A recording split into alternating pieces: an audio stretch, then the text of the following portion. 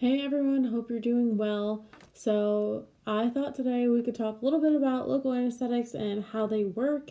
This is super important because locals are a cornerstone in neuraxial anesthesia and regional anesthesia, especially since now peripheral nerve blocks are really becoming in vogue. It's definitely important to know just kind of how they work and what the properties of local anesthetics are. So, we'll jump right in. So here I drew a nerve, and this nerve is conducting an action potential.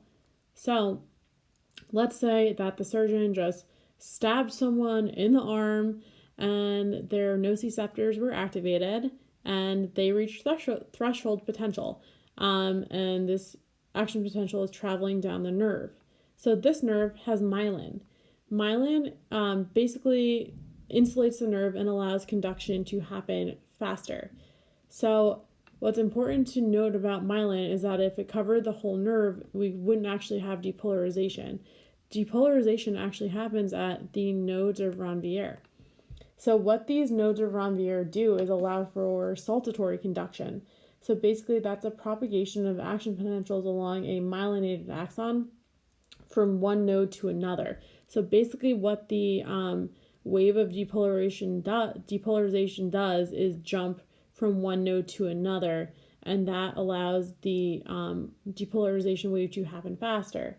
If we didn't have this occur, the saltatory conduction, we would need 100 times more ions in order to actually get the action potential to travel down the nerve. So we'd need 100 times more sodium channels to even have that occur, which would just not be possible in our bodies. So where the magic actually happens is at these sodium channels, and the myelinated areas don't have them. It's the nodes of Ranvier that have these voltage-gated sodium channels. So as this action potential is occurring, the voltage-gated sodium channel opens and allows sodium to come in to propagate the pain signal or whatever it is to go into the spinal cord and whatnot. So we want to stop that. So the way that we can stop that is to block off the sodium channel. And locals do that by binding to the alpha subunit inside the sodium channel. So sodium channels have an alpha subunit and a bunch of betas. But what we want to do is stop the wave of propagation from occurring. So we need to block 3 nodes of Ranvier to be sure that the action potential is not going to occur. So what locals do is they bind reversibly to the alpha subunit to decrease sodium conductance and stop the nerve from conducting an action potential. So basically, the more frequently a nerve gets depolarized, the faster it can be blocked, and that's something that's known as the use-dependent blockade. So anyway, what I drew here was lidocaine, which is an anesthetic we use pretty frequently, and it's getting injected into a person. So you can see here that lidocaine, like most other anesthetics, are weak bases. So the pKa is going to be above physiologic pH, which hopefully for most people is like 7.35 to like 7.4. So the pKa of locals correlates with the onset of action. And that is important because we want something, most cases, that will work quickly. Not everything, but we want something that isn't going to take forever to work. So basically what the pKa is the pH at which 50% of the drug exists in the uncharged base form and 50% exists as the conjugate acid. So this can be a little bit confusing, so I just wanted to break it down really quick. So basically, the pKa is like related to ionization. So ionization is dependent on the pH of the solution and the pKa of a drug. So what we want to initially happen is have a drug that is unionized. Something that's unionized or uncharged will be able to get through the cell's phospholipid bilayer a lot faster.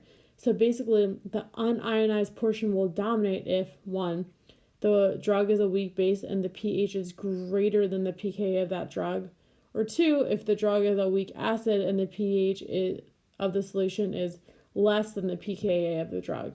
So if you think about it, like dissolves like. So a base and a base will be more unionized, an acid and an acid.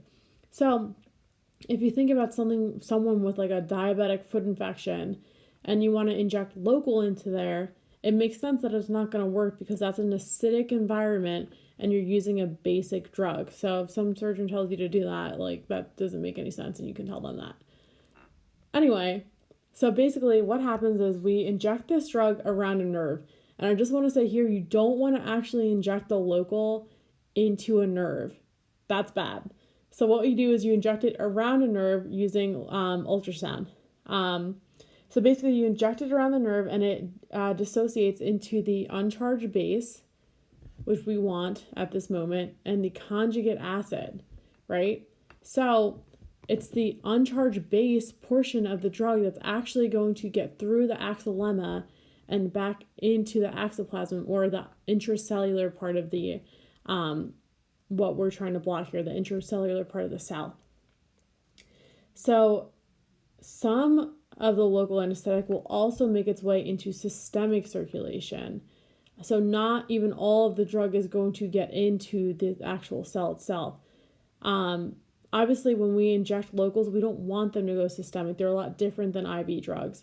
So a way that we can decrease the absorption of a local is to use things like epi to increase like vasoconstriction around the area so that not all the drug is being taken up into systemic circulation. Epi is not appropriate for all locals, so just you have to consider that, but that's a way that we can kind of decrease the systemic absorption of a drug. So once the uncharged base enters into the axoplasm by just fusing through this lipid bilayer here, and we know that the lipid bilayer likes things that are unionized or not charged, a new equilibrium is established inside the cell. So this is inside the cell. And just for note, the inside of the cell is slightly more acidic than the extracellular fluid, so there's a greater fraction of the ionized portion of the drug, which is right here. The ionized portion is actually what binds to that alpha subunit to stop the sodium channel from opening.